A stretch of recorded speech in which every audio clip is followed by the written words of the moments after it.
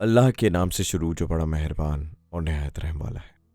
मैं रोज़े क़यामत की कसम खाता हूँ और बुराइयों पर मलामत करने वाले नफ्स की कसम खाता हूँ।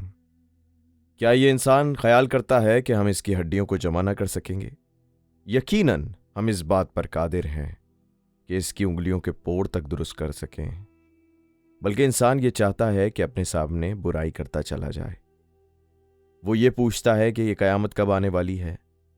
तो जब आंखें चकाचौंध हो जाएंगी और चांद को गहन लग जाएगा और ये चांद सूरज इकट्ठा कर दिए जाएंगे, उस दिन इंसान कहेगा कि अब भागने का रास्ता किधर है।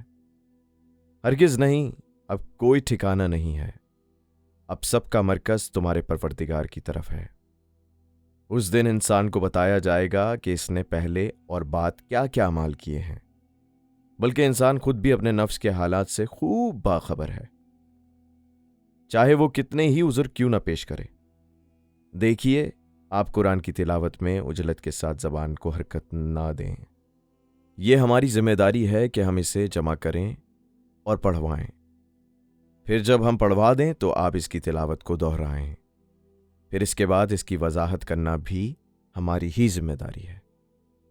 नहीं, बल्कि तुम लोग दुनिया को दोस्त रखते हो और आखिरत को नज़रअंदाज किए हुए हो। उस दिन बास चेहरे शादाब होंगे, अपने परवरदिगार की नेमतों पर नजर रखे हुए होंगे, और बास चेहरे अफसुर्दा होंगे, जिन्हें यह ख्याल होगा कि कब कमर तोड़ मुसीबत वारिद हो जाए।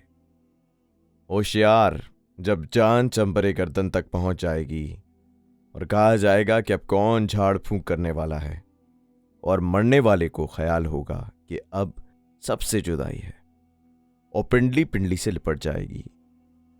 आज सबको परवरदिगार की तरफ ले जाया जाएगा। इसने ना कलाम खुदा की तस्दीक की और ना नमाज पढ़ी, बल्कि तकजीब की और मुंह फेर लिया। फिर अपने अहल की तरफ अकड़ता हुआ गया। अफसोस है तेरे हाल पर, बहुत अफसोस है। हैफ है और सद हैफ है। क्या इंसान का ये ख्याल है कि इसे इसी तरह आज़ाद छोड़ दिया जाएगा? क्या वो इस मनी का कतरा नहीं था जिसे रहम में डाला जाता है, फिर अलका बना, फिर इसे खल्क करके बराबर किया, फिर इससे औरत और मर्द का जोड़ा तैयार किया?